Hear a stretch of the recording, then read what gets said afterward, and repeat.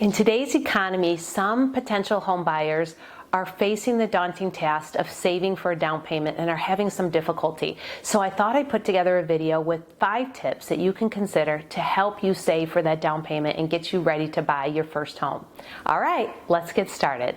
The first thing is to cut non-essential items out of your budget. How do you do that? Well, you want to start by having a budget first. And the list of those things that are necessary or essential to living, and those items that are non-essential. And then you start taking a look at those non-essential items and seeing what you can cut out of your budget.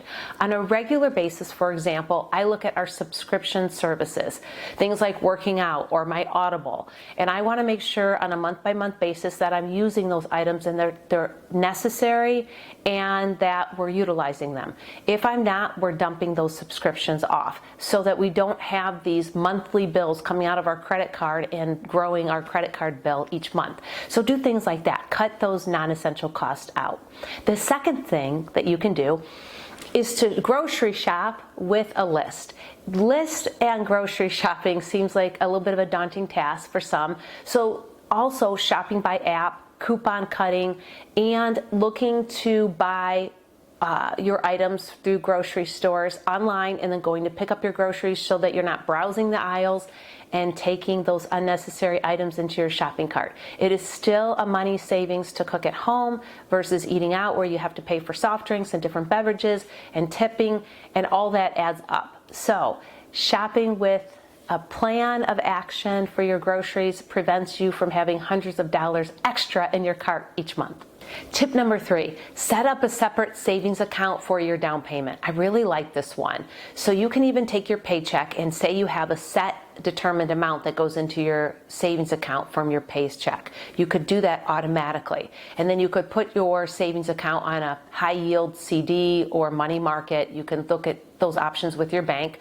But the main thing is to get that savings account going and to separate it from all your other expenses. Another idea that I like to use is I put the whole paycheck into my savings and then I transfer out just what I need to pay my credit card and to pay my bills each month. I get all frantic about it and I don't really like transferring money out of my savings. It's necessary, so then I'm really precautious on what I'm spending for the month so that I can keep more in the savings. So a lot of it's psychological, but I find that it's very, very helpful.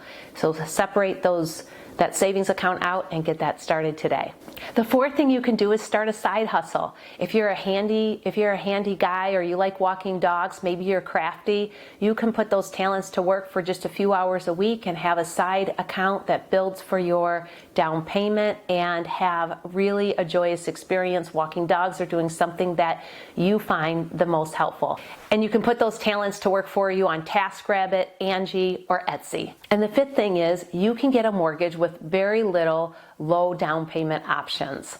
That's where I come in, right? As a first-time home buyer, and if you haven't owned a home in the last 3 years, there's some wonderful down payment assistance programs and low down payment.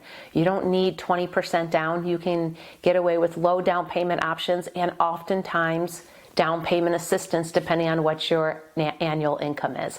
So these are fantastic ideas for you to get you on the right track to home ownership.